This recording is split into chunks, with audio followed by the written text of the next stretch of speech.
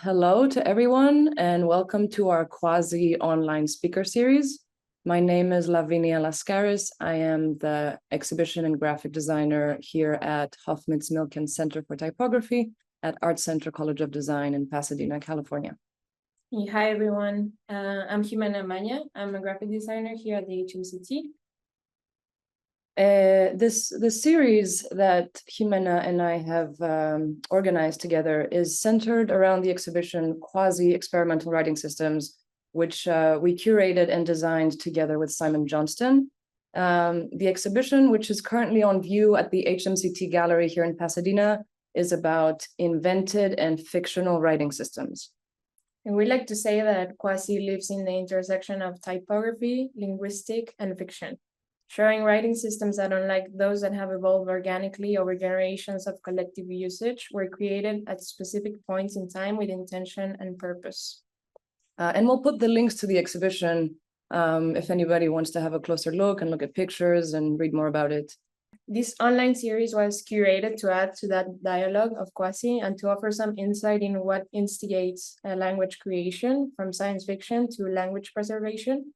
There are 4 sessions in the series, and for this first session, we have invited Christine Schreyer and Louie Mantia to be our speakers, who will be discussing language creation in science fiction. And we'll let them introduce themselves properly, but just briefly, Christine is a linguistic anthropologist and an associate professor of anthropology at the University of British Columbia up in Canada. And her work focuses on language documentation and language creation for science fiction films. Louie is an alien type designer in Tokyo whose specialization began with icon design, which led him to type design for various scripts, which in turn led him to participate in the design of alien scripts for Netflix's new film Rebel Moon. Before we get started, a few maintenance points for the audience. If you have any questions during the presentations, please put them in the chat or the Q&A, and we'll try to get to them, to as many as we can after the presentations. And thank you for coming. We're very excited about this series and very grateful to everyone who agreed to be part of it. Thank you, Christine and Louie, and we'll see you at the end for the Q&A. I'll just share my slides. Hopefully everyone can see that. So Wyatt Haskell Halt, my name is Christine Schreyer, and I just said hello, good day to you in the Okanagan Indigenous language of Inseelchen. And I would like to acknowledge that the university that I work on and where my home is in the unceded ancestral territory of the Syilx Okanagan people. So today I'm going to talk about writing systems and tell you a little bit more about how I got into language creation for science fiction. And as Lavinia and Ximena said, I am a linguistic anthropologist. So a lot of my work is with Indigenous communities who are looking to revitalize their Indigenous endangered languages. And I teach a course which is all about how language and culture are connected. And one of the assignments that I've been asking my students to do for the last 15 years, and some of them are currently doing it right now, is to make languages as they learn about the parts of language. So as they learn about sounds, they choose their sounds for their languages. As they learn about how words get put together, then they do that piece. And one of the first years I taught this was in 2009. And if you will remember, in December of 2009, Avatar came out, and the language of Na'vi was featured in Avatar. And many people were reported as having been learning the language of Na'vi almost immediately after it came out. And because I do work with Indigenous communities who are looking to revitalize their languages, I was really interested on how Na'vi speakers or how fans of Avatar were learning that language. And so I conducted an online survey of Na'vi speakers. I had almost 200 people from around the world reply to that survey, telling me who they were, why they were learning Na'vi, and how they were learning it. And my university was really wonderful, and they did a media release about my research, and then it was picked up by a few news outlets across Canada. Very luckily, serendipitously, an article about my research was on the Globe and Mail, which is a large newspaper in Canada that is based out of Toronto in Ontario. And it was on the front cover page of that newspaper and then the inside cover page. And it had the blue images of the Na'vi people. And also information about my research. And Alex McDowell was the production designer for A Man of Steel, and he was getting on a plane and was handed this newspaper, and he was about to fly back to Vancouver in British Columbia, where he was building the set design for Krypton. So for the film Man of Steel, you see Henry Cavill here, and he was about to put writing all over this world and was about to do gibberish, and has now said gibberish is never okay. And so he invited me to come to set and talk to him and the design team, including a graphic designer called Kirsten Franson, so that we could help build this language of Kryptonian. So here is Henry Cavill saying Krypton, and I'll show you how that is worked, how that works in just a minute. And then I am also here to talk about the latest film that I've worked on with Zack Snyder. Zack Snyder also directed Man of Steel, and that is Rebel Moon. And Louie also worked on Rebel Moon. So the focus of my talk will be Kryptonian with a little bit of Rebel Moon, and then I will turn it over to Louie to talk more about that. So Kryptonian, for those who are Superman fans, there have been a few different versions of Kryptonian that appeared in the comic books. And there is such a lengthy history of Superman lore and canon from the comic books, from other TV shows and films. And so you see here the first images of Kryptonian, which was called Kryptonese at the time. And this comes from an early Superman comic. And then it says, why are you answering in Kryptonese? And pretty much very basic kind of gibberish writing. This was, I don't think, even an attempt to be matched to English letters. And then further comics developed the one on the right-hand side. So these are from the comics as well, and they're by Birdwell. Nelson Birdwell was the one who developed these symbols, which then also made it into Smallville. They were a portion of that TV series. So when they started making Man of Steel, they realized this piece here, that the fact that an alien being has a giant S on his chest is a giant or a huge design problem. And this is the case. S has always stood for Superman, and Man of Steel went forward with their world building with the idea that this was not an S for Superman. This is something else. And it played a role in all of the design. And the new crest had different pieces of it. Oop, there we go. And so this is the new Superman crest that was developed for Man of Steel. And in the film, it is a plot point. Lois Lane asks Superman, what's with the S? And he says, it's not an S. On my world, it means hope.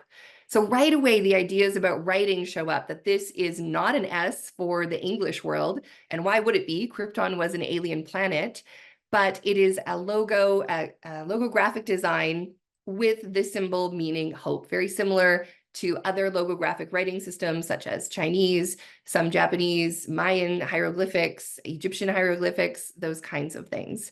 And so that's where we started working from. Early on too, I realized when I met with Kirsten Franson, she had already started designing the number system for Kryptonian. And part of that was, these are the numbers, and all of the writing was based on the shape of the shield. So this became a really important design feature for the language as well as the numeric system. So she had already developed these, and you can see that they are flipped versions of various symbols. So 5 and 7 are quite similar, 2 and 4. And part of the reason she was designing this was there was going to be, and there was afterwards, a countdown of when was the film going to be released. So Warner Brothers, who produced this film, made this countdown that would, I forget when it started counting, maybe almost a year ahead of time. And it was counting down to the release of the film with these numbers. And so this was an early part of the art department's work. And so when I heard this, it reminded me of other writing systems that I knew of, and they wanted to be able to write all over the sets of the world of Krypton. So these were some of the early art designs, and the part of the design aesthetic was that there was no straight line on Krypton. So everything was curved. Everything had curved edges to it. This is the council chambers. If you've seen Man of Steel, counselors up at the front, and they're bringing Jor-El and Zod into these areas of this council chamber. And so you can see in the original designs, there are pieces of writing all over the walls, on the chairs, and then this becomes clearer as we worked on the writing system. And so Alex, it was very much at the last minute, asked me to come and participate. And so here's a close-up. You can see more of what it actually turned out to be. So all of the marks you see here are writing in Kryptonian, and they would provide me with information, sentences they wanted translated. We started with 4 sentences, which were about the gods of Krypton. So Rao and Sathana, the 4 moons of Yuda protect us was one of the first sentences I ever translated in a constructed language I was building. And that's what all of these are. So these then were the glyphs, and this was a part of the plot points, as I said early on. And this is actually from the Blu-rays later on, where they provided a lot more of the world building about the film, because Alex McDowell is renowned for his world building skills. He now teaches at the University of Southern California in their World Build program. And there was so much more that is not obvious in the film. So so much thought goes into it. So there was information about the planet Krypton, planetary data comparison, weaponry, aviation, and this was the section on culture. So it shows the Kryptonian suits, what are they made out of, but also the symbols that appear on the suits. So in this, Zod, who is the evil character, and Faora is his second person in charge, they all also have symbols, and you can see them. We refer to them as glyphs. And it says here that emblems or glyphs represented a Kryptonian family dynasty and would adorn Kryptonian homes as well as clothing. Among these were the House of El, so that is Superman's symbol, which also represents hope in Kryptonian. And so you can see this symbol here, and these are some of the other Zods is in here as well as the other houses. So these were what we were working with, and they wanted to build more on this. But they wanted to write so much. If they were going to write everything in these older style of writing, these glyphs, they would have needed thousands of them, which would have taken a lot of hours to create, a lot of labor. So instead, I suggested that they take the shapes of those glyphs and develop a writing system. And this is not the writing system for Man of Steel. This is actually Cree syllabics. So one of the indigenous communities that I work with are Cree speakers, which are across northern Canada, just below Inuktitut and the Inuit speakers. They are one of the most widely spoken languages. And I had learned Cree and Cree syllabics as part of my work with these communities. And you can see that the vowels are on the left-hand side, these triangles, and then they shift. So there's P, so pe, pe, P, which is the longer vowel, po, po, which is longer, pa, and pa. And then all of the symbols shift. So this is called an abugida, and Japanese writing systems, the hiragana and katakana are like this as well. But my mind went to Cree originally when I was thinking about this. And so this is what I ended up suggesting to the Man of Steel art department, and it is what we ended up creating. So this is just a section so you can see it a little more clearly of the chart. The chart was compiled by Darren Doyle, who runs a website called Kryptonian Info. Darren himself is a graphic designer, and this is where the images come from for the earlier comics. So when Smallville's characters developed with the writing system that was like some of the DC comics, Darren started building a constructed language of Kryptonian at that time. And then when mine was released and the work of Kristen Franson, he added that to his website as well. So there are different sections explaining each of the kinds of Kryptonian. So that's where you can find this. So I worked very intensively with Kirsten to develop the writing system, which was still based in the shield. So all of the characters fit within the shield of Superman, and you can see that in the background here. And these are the vowels that we chose for this language. So the underlying linguistic forms were all developed by myself, and then in conversations with Alex and Kirsten and Helen Jarvis, one of the other supervising art directors, we developed this writing system. So they are ow, ah, oo, I, and a. So these are the main vowels, and you can see some of them are the reverse hooks. The same shape appears here just for the vowels. And then we get into the consonant. So if a consonant stands just by itself, it has this large hook on top. And then again, they go in the order as the vowels do with the different sections. So it would be p, pow, pa, pu, pe, pi, and pa. So how did I come up with those sounds? So I remember my first day, I had my little notebook. I had flown to the studio in Vancouver and was introduced to the project. We had this conversation about what they wanted to do. And I started, they gave me a list of Superman characters and Superman planets. And so you can see that here. So linguists use something called the International Phonetic Alphabet, and that's what I used to figure out the sounds of Kryptonian based on the words that already existed, that were canon words for Krypton. So the first there says Lara, Lorvan, Jor-El, Kalex, Kalor, and I started writing these all out to see what were the patterns in these words so that I could figure out what would the sound system of Kryptonian be. And in the end, it's very similar, not surprisingly, it's very similar to English in that there are the same sounds, but in reduced quantities. So we don't have things like Q, because Q isn't actually pronounced differently than Qu usually. Same with X is Kus, right? So we have letters in English that don't match one-to-one to a sound. And so I took those out. The one sound that I did to make it a little more alien, I will say, is to add this voiced H sound. So we have H like, and this is more where you vibrate your vocal cords, more like, and it has this curve on it. So that's the only one that does not exist. And these are just the consonants. There were also the vowels, as you saw. And so I looked at these patterns to figure it out. And then I also worked on some other what should I call them? Promotional or marketing materials. And this is actually from the Kryptonian website, Kryptonian Info, and it was written by Darren Doyle, who runs that site. So he said on May 31st, 2013, and the film came out, I think it was June 13th, 2013, or something like that. They released this promotional piece called a Kryptonian name generator called the Glyph Creator. So what it would do is you would click on it and you would answer a series of personality questions. Were you adventurous? Did you like sports? All of these kinds of personality things. I think there were 4 questions. And then you would type in your name. So then it would provide you your own glyph, like the House of L, and it would spell your name in Kryptonian writing, which you can see on the left-hand side here. And I worked on this quite extensively. I think they gave me the top 3,000 names in male and female names, and I translated them so they would all work in the writing system because, again, not all of them go by sound, not writing. Sometimes we have silent letters.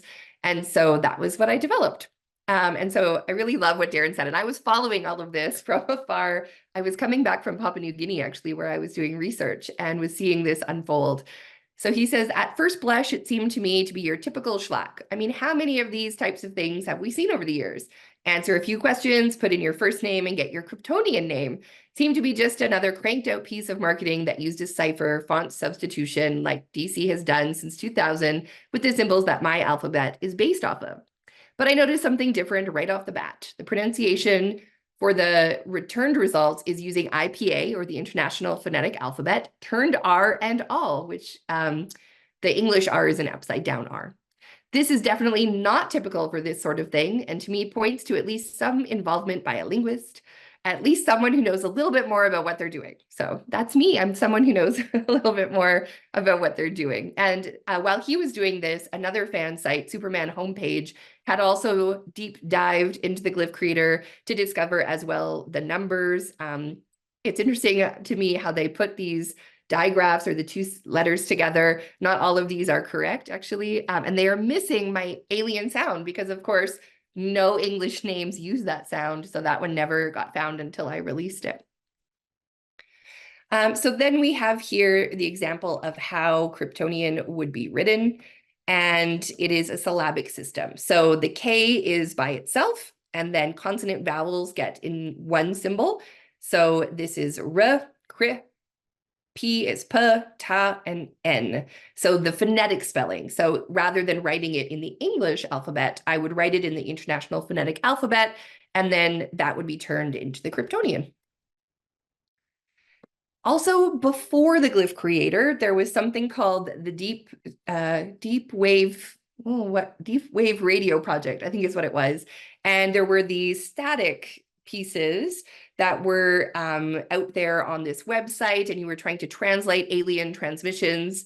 And this was supposed to be a message from Zod, which does actually appear in the film, that says, you are not alone. There are aliens on your world. So they're outing Superman as being on our world. And so we also wrote this and had this message. And so you can see the words appearing here. So when they found them, then it would, when people, it was like a crowd sourced translation project, they would find these things. This also comes from the book Man of Steel by Design, Helen Jarvis, one of the art directors. And this is some of the work that was there in the alphabet.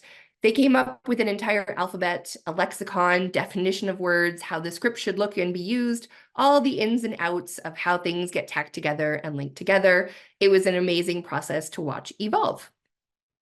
Since then, many fans have been interested in Kryptonian. They have scoured the backdrops of the costumes in Batman versus Superman. The costume changed with more Kryptonian writing, all the scenery, the sets, all of the pieces, and found a lot of the words. And then people have reached out to me to get tattoos. So it's really interesting to see your design work on people's skin, which is always fun to see.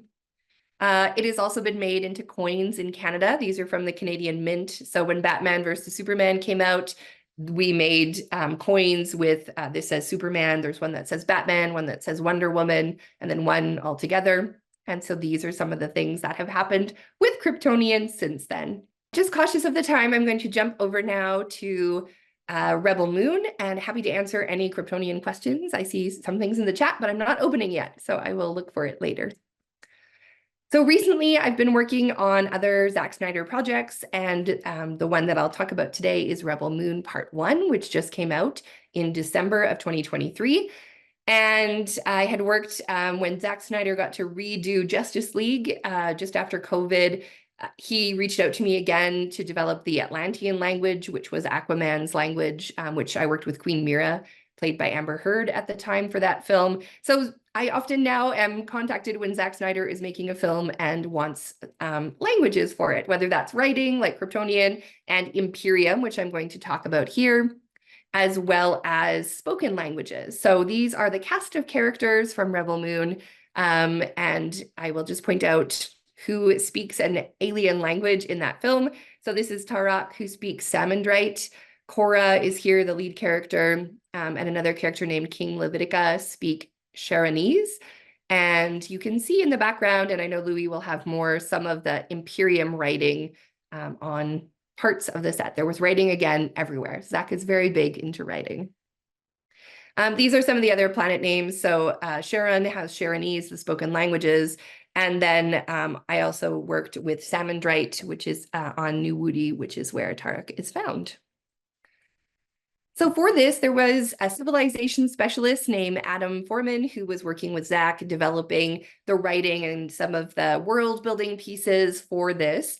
And they knew that the English dialogue would be called Imperium, and this is tied to the mother world. And so Adam was developing an older version of this and how that would be written and how it would evolve into what would be typed. And that is this new Imperium standard, which Louie will tell you more about as well. So similar though for Kryptonian, I wanted to make sure that it was tied to spoken language. And so you can see that there are things like TH and the X symbol. We don't have an X, so that's here. The CH is here when it is typed with a C. So we also focused on the sounds of things. So this was not just taking English and writing these symbols, it was doing the phonetic. How would you say this and how would that be written? So then for the things that appear in a lot of the background of the film, they are phonetic. They are not direct English letter-to-letter translations. However, when you build something as big as this, you sometimes have things diverge a little bit. So people have this font now and they can type their own things. They don't need myself or Louie. And for example, here you can see that it's as exact letter-to-letter transliteration. So there's two N's. So if I was doing this, I would have said Benu and I would have had one N only because one N is silent. We don't need it. And so what has happened now is that people are using this font for many different things. Even the case I had on the front cover has questionable use of New Imperium on it. I'm also going to point out that there are things kind of hidden in this guide that came out from Netflix after the release of the film. There's a wonderful Twitter thread, so fans are amazing and they find these kinds of things, and it tells you all about the translations that are in here. I am going to end by saying thank you, or Ben Muchinma, which is Kryptonian for thank you, and I'll turn it over to Louie to hear more about Rebel Moon and New Imperium, as well as other scripts. Hi, thanks, Christine. I'm going to pick up where Christine left off with New Imperium. I'm Louie Mantia. I was working on Rebel Moon, but first I want to talk about the kind of work I normally do, which is mostly draw icons, not type. In fact, the idea of drawing fonts and type has intimidated me for a really long time. I found similarities between making icons and making things like fonts that kind of pushed me into making fonts for fun. I think I realized that making icons and making type was just about wrangling vector shapes and making systems of glyphs that work well together. So one of those fonts for fun that I worked on very early on was just my interpretation of Arabesh, which is a writing system commonly seen in Star Wars. Making fonts that have no practical applications, I think, are the most fun. And there are many reasons that somebody would need to use fonts, but this is not a font that basically anyone needs, but it is so fun to make. So when I was asked to make alien typefaces for Rebel Moon, my answer was absolutely yes. And that's when I met Christine. So Christine and I started working with Adam Foreman on New Imperium, and Adam designed the visual concept while Christine kind of developed the language as she mentioned. I finalized the alphabet design and also created several styles for this writing system.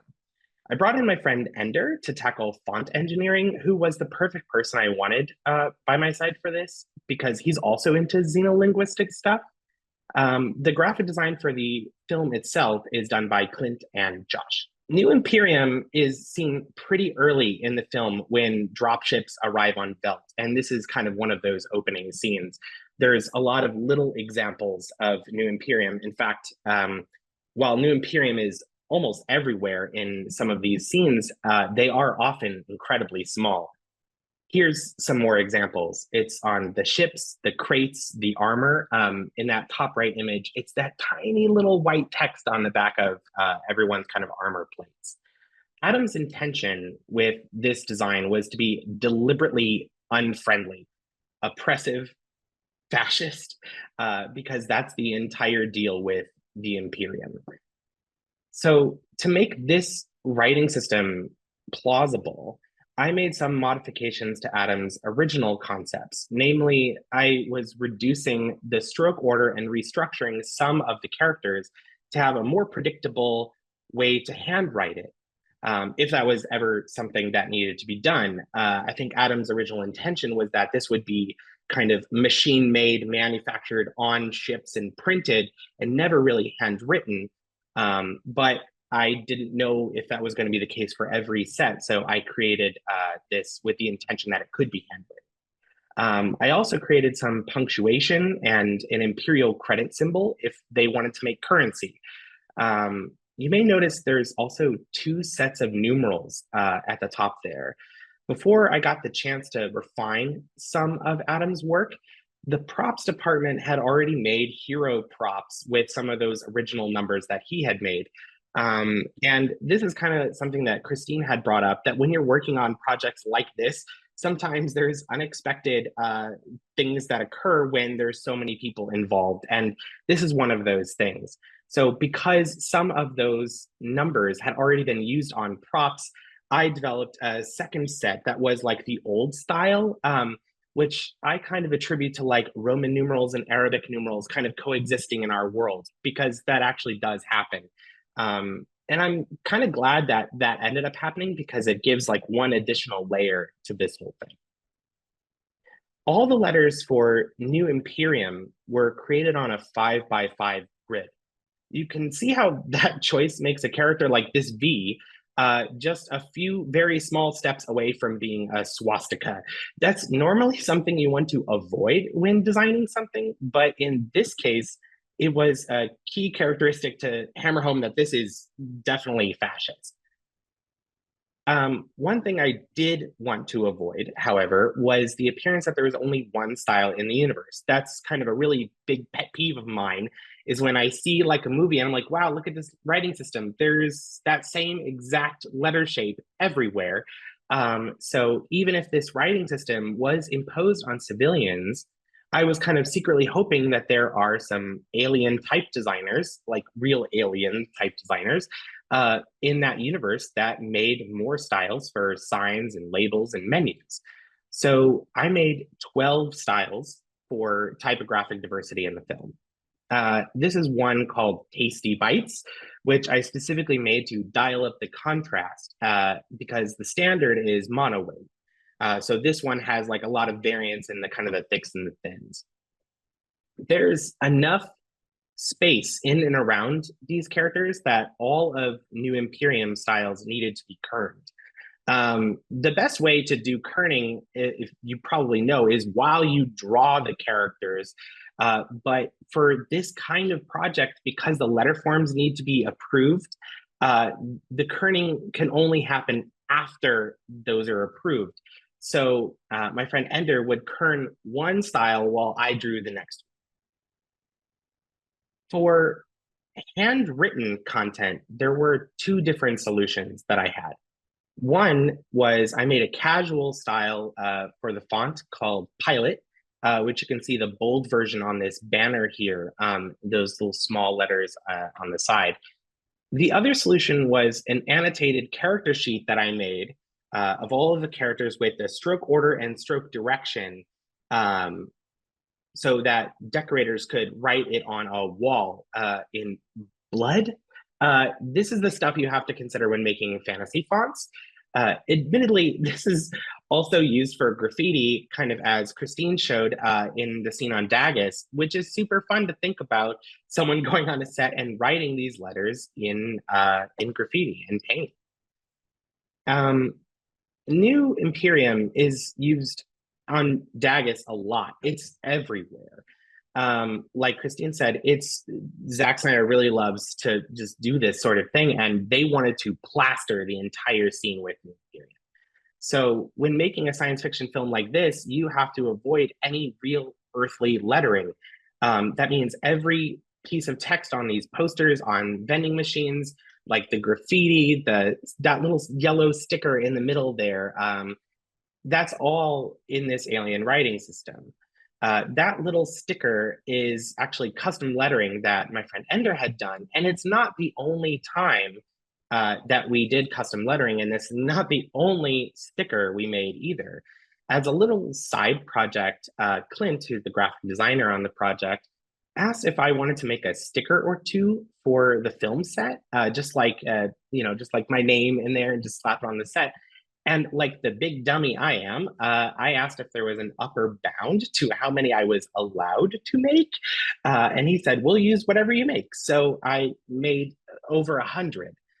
These are some of them. They were stuck everywhere all over the set. Some are little in-universe jokes. Others are Zack Snyder film references. The kind of green swoopy one is for Sucker Punch. The red one is for 300. There's even a little Netflix logo at the top. Christine's name is in the top right, the kind of cursive-y version of that. And my name is throughout, Ender's name is throughout. There's a bunch of these little things that don't need to be anything, but they're just kind of stuck everywhere. One style that we unfortunately were too late to submit for costuming and props was this compressed calligraphic style that Ender made based on the same structure for New Imperium. And even though there's a different version of this kind of old Imperium on some costumes, like around some of like hats or, on some clothing, we use this for some stickers in a way that's not dissimilar from faux black letter fonts in the real world. You can see an example of that here on this slide. Up the top left, there's kind of a red and black version. It says, no gods, no masters. I kind of figured there must be some dissent, from civilians around the Imperium. The second writing system we developed was Velt. The people who worked on Velt's alphabet are the same people that worked on New Imperium in the same roles for everything here. Velt is a rural farming community, and Adam's concept for the farmers was that they had a runic system. After receiving concepts from Adam, I was a little interested in giving these runes a fictional history. So I began thinking about how modern scripts were derived from older pictorial scripts. I was thinking about things like, how did this script originate? Why is it this way? Could each letter have meaning assigned to it? One of those bits of fictional history are these two diacritic marks. There's one for harvest, and which is this kind of like V shape that's above the letter, and there's another below, which is this short vertical stroke below. Christine can answer some questions about that in the Q&A if anyone's curious. All the punctuation for this writing system is represented as a centered mark that just kind of joins those two, that's just centered along the line. So there are 12 runes for this writing system that could represent the sounds required. There's, with the addition of the accent marks, I drew inspiration from modern Chinese, but in a chiseled runic style. So all of those green symbols there, they kind of match up to Han characters in Chinese. So the character for fire and moon are very similar to how those would be rendered in Chinese, but kind of in a more structured runic way. And then I designed backwards to create a pictographic set that those could have theoretically evolved from. And in the middle is like a little word spectrum that I made for each rune, from an older literal form to a newer metaphorical form. You can see kind of how like fire becomes warmth and then power, or shelter to home to family. This kind of does nothing for the movie. It is not used. There is absolutely no practical purpose for doing this, but it served to satisfy my own reasoning for creating this fictional history and why this writing system is the way that it is. In addition to the runic and pictorial forms, there's this version that Ender made with a handwritten script style, which is really lovely. It takes Velt's typographic story one step further, from the pictographic form to the runic form to then the script form. The numbers in Velt take cues from New Imperium's numbering scheme, but renders them as like half-width runes. So most of the runes are just kind of like they're like a 2x3 structure, and these are just kind of a 1x3 structure instead. They have very similar shapes to those New Imperium numbers. Our rationale here was that it's inspired by our real world near ubiquitous use of Arabic numerals. So we figured maybe the universe standardized numbers, I hope, so that these can be the same and kind of mutually intelligible across different cultures. So far, Velt has only appeared in marketing material and events like CCXP in Sao Paulo. Zach got a temporary tattoo with Hora's name here in Velt script, which is pretty cool and also very silly that this is like the only use of it so far. I really hope that we get to see it in future installments. The third writing system we created was called Providence. Velt and New Imperium both had very luxurious deadlines in comparison. The scope for Providence was more limited, and so was the staff. For this one, we didn't have Adam or Christine. From concept to fonts in the designer's hands, I had just 1 week to do this. So this was a totally different project than the previous two, where I was adapting things that I had got before me, and this one I had to start from scratch. The writing system needed to feel at home with this aesthetic of this town, Providence, which was described to me like the Wild West meets Japan. I was asked to come up with a concept for only 26 letters, kind of this thing that Christine had mentioned, this kind of just one-to-one thing that it kind of feels, I don't want to say cheap, but it feels like it's not as complex as I really want it to be, which, I'll kind of get to. But the intention here was that the designers wanted to just write in English, typing words without needing to have them transliterated to hopefully save time before the shoot. So I started this by drawing about 40 characters, loosely based on shapes found in kanji and katakana. I figured that I would eliminate some of these and arrive at just 26 characters. And that strategy probably would have been just fine, but I was not so secretly wishing this was more complicated. So I decided, for some reason, that the 26 character request was just the minimum necessary. The real actual goal in my mind was not to make a character set that had 26 letters. It was that the designers just needed to type whatever words they wanted and have it look foreign. So Ender and I tried to devise some creative solutions to allow this to be more visually complicated than just having 26 letters. This is the result of that. There's a little over 150 characters in total for every consonant vowel combination. There's a few digraphs there in blue also. There's numbers and punctuation. Each character on the top there is manufactured with a consonant shape and a vowel shape. So the consonant shapes run across the top in yellow and are the bottom half of the character. The vowel shapes are there on the left in orange and are the top half of the character. So every kind of character is just kind of them sitting on top of each other. And sometimes they interact with each other and intersect. There's also an ampersand down there, which is the letter E, kind of like et in Latin. And there's also a Providence credit there next to the ampersand, which is a P with a crossbar, kind of similar to how a lot of currency is represented in our real world. I don't think either of those characters are used yet, but I eagerly await seeing them in anything. To accomplish this writing system, each consonant vowel combo is activated with open type ligatures.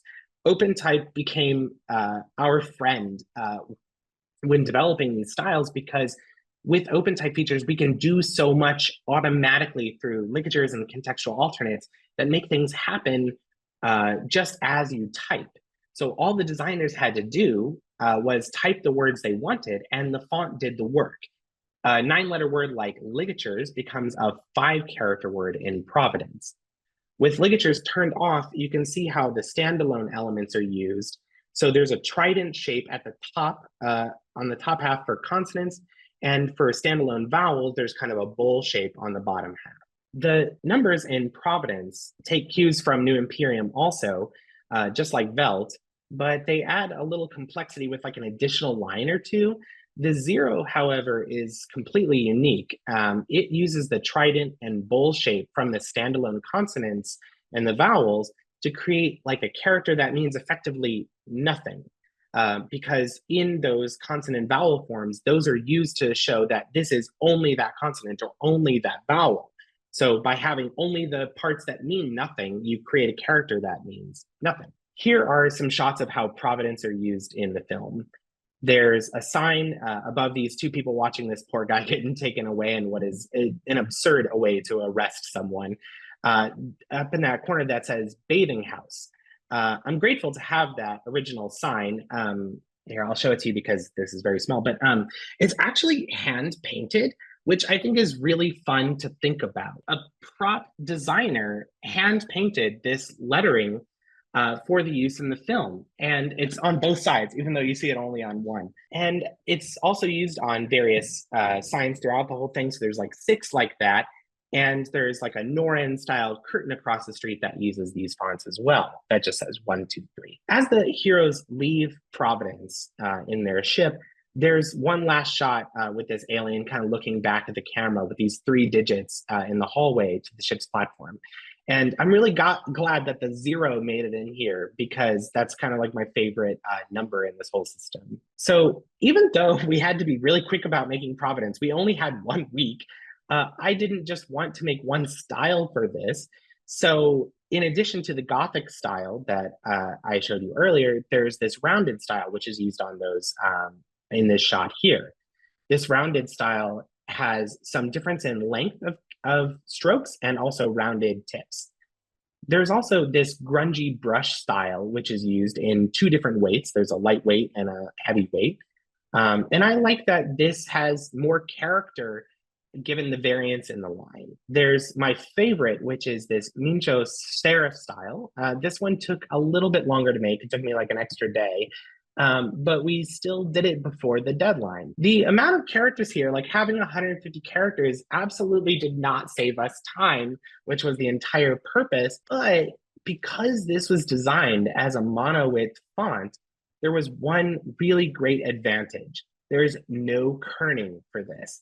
A lot of CJK fonts, that means like Chinese, Japanese, Korean, they don't have kerning for kanji, Hanzi forms because they are kind of ideographic. They're meant to be in squares and they're designed from the center out.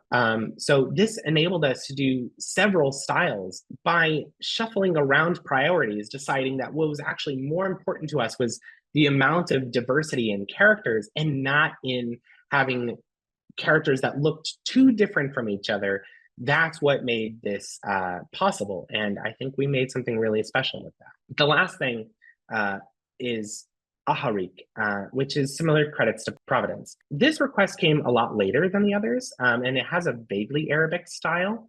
As far as I know, this is only used in one instance in this very small sign above this doorway. And it has its own quirk in that it also uses open type. There are only consonants here. Words that start with vowels, like the name of this font, just have a singular vertical line. Other vowels are represented just by dots above the characters. So that means that a word like ciao, the Italian greeting, is only one letter. It's the C with 3 dots above it. In practice, this makes all of the words quite a bit shorter, but it also has the funny side effect of being ambiguous of what you might mean. My friend Ender showed this to one of his friends and told me that they asked this incredible question, could the word Q, Q-U-E-U-E, be written in Aharik? And yes, it uses a bar if there's more than 3 vowels there. Another example is Sequoia and Hawaiian. And I'm pretty sure you never see this in the film, but we made it just in case. Given the ambiguity of the vowels, there are also possibilities to write things with dual meanings. So put on the hood or pat on the head look identical, and you don't really know which one it is. You could write a poem that takes advantage of this. At the start of this, I said that making fonts that have no practical applications are the most fun. And I think that remains true, but I think I was surprised by the end of this project that there are practical applications. In fantasy, in fiction, these kinds of writing systems and conlangs help set a scene. They make a setting feel more plausible, and that's the practical application.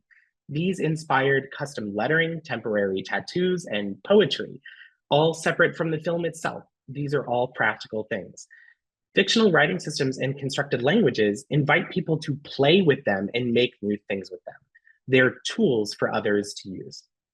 Thank you. Beautiful. Thank you so much for sharing. Yeah, it was very insightful to hear about both of your process. And Louis, I'm very impressed with the speed that you work for all of these languages. Yeah, 1 week for all that. I don't think I did anything else that week.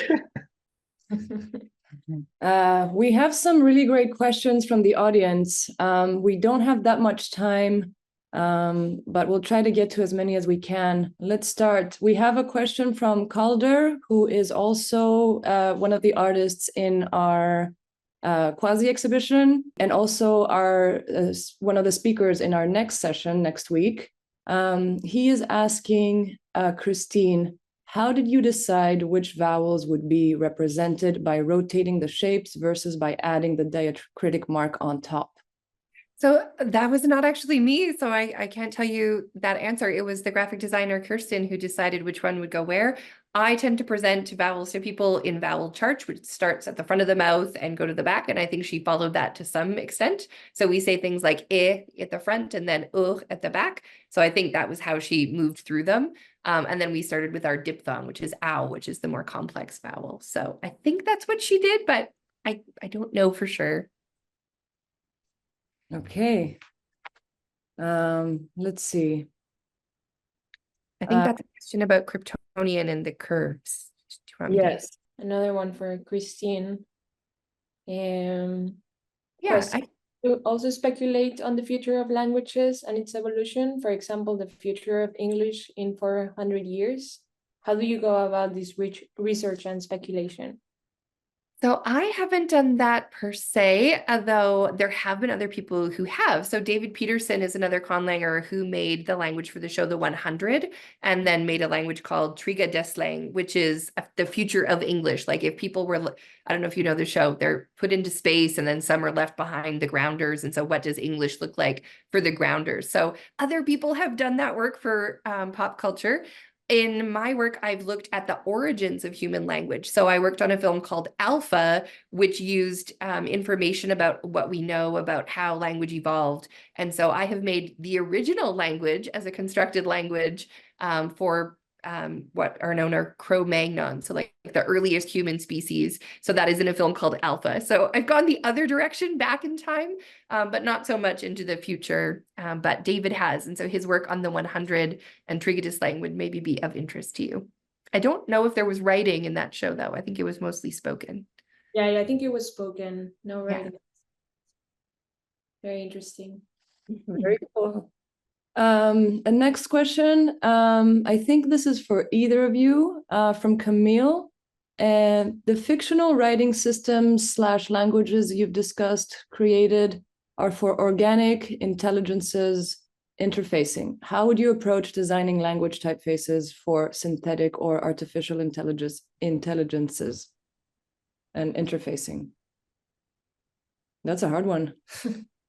Yeah, so I kind of want to answer that a little bit. So kind of with New Imperium, we were talking about how Adam wanted it to be kind of a little mechanical and not really for humans.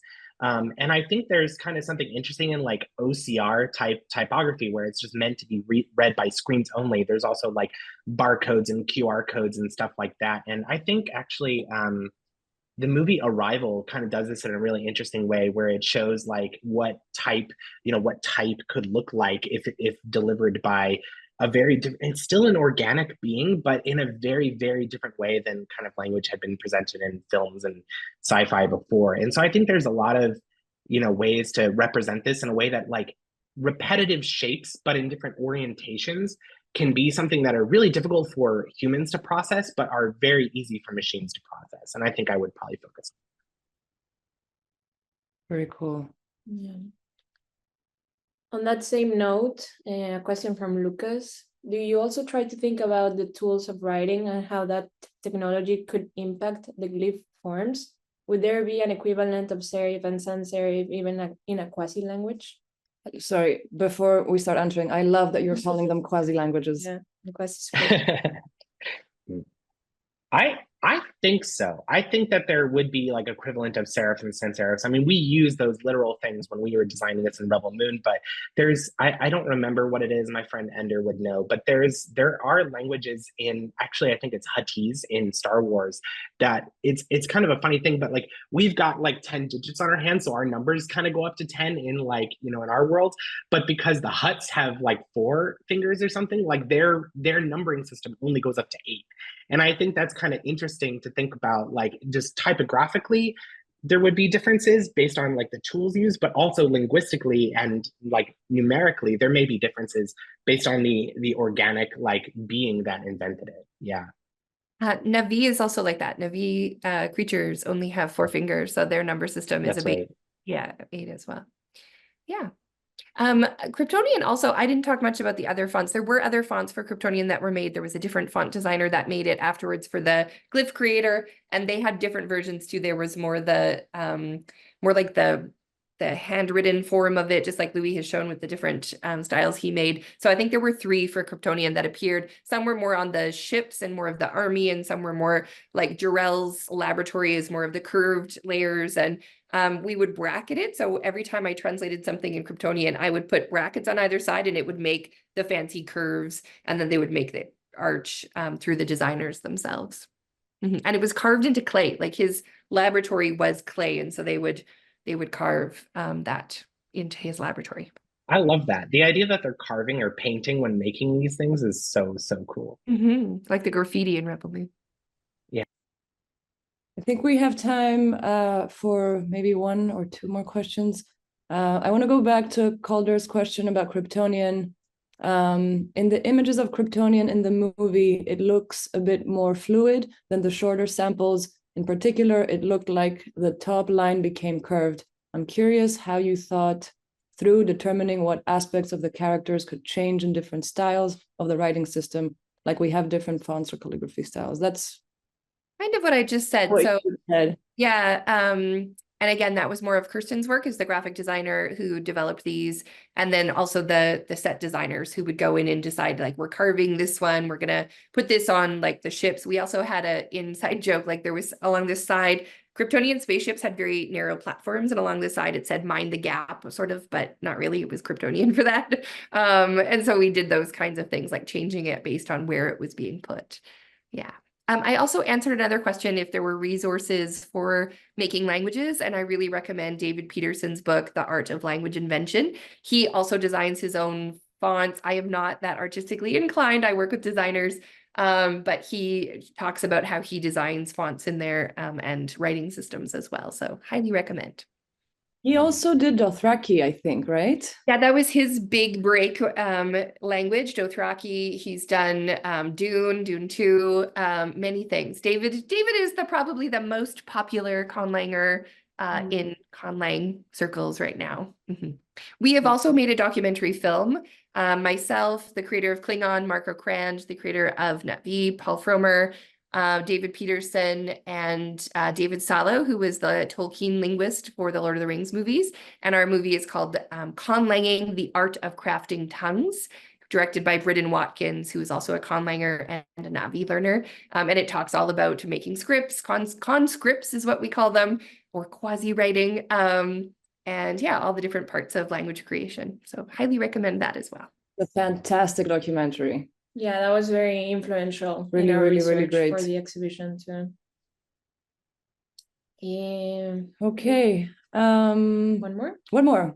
Have you set up, I think this is for Louis, have you set up a graphic language for graffiti/vandalism in a fantasy movie? Yeah, kind of like I went over with New Imperium, there is this kind of desire I have that when I'm making these, that I make sure that the stroke order kind of makes sense, and I want to present that stuff kind of as a sheet. I mean, I saw some set photos where they had that sheet on set, so they were making sure they were doing everything really correctly. So yeah, I want to make sure that that's delivered to those people to do. I can't say that like I designed any of these like only to be written like that. They were always like, meant to be printed or painted in addition to it having been written. So Very cool. Great. Any final thoughts before we wrap this up? I would just say thank you to you all for organizing this series. It's been really great to hear more about Louis's work, because we, have known each other briefly, but it's always fun to hear more and to hear more about the entire exhibition and the series. So thanks for organizing. It's been thanks so much. To know you and to know your work better.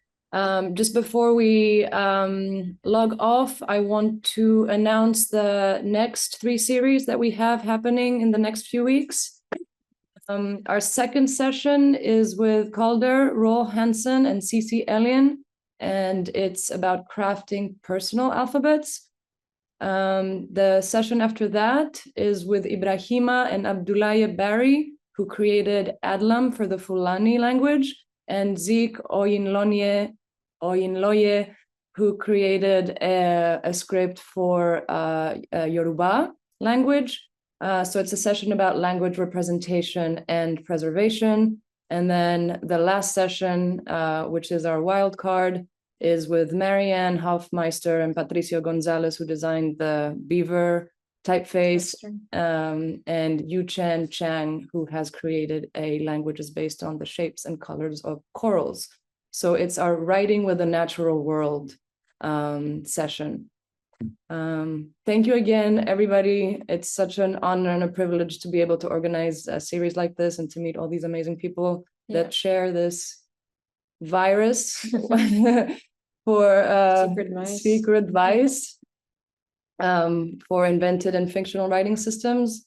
Ximena, any last remarks? Just personally want to thank you both for speaking and sharing your insights and adding to the conversation. It was great to hear about that. And yeah. Thank you so much, everybody. Thank you. Bye. Bye-bye. Thanks.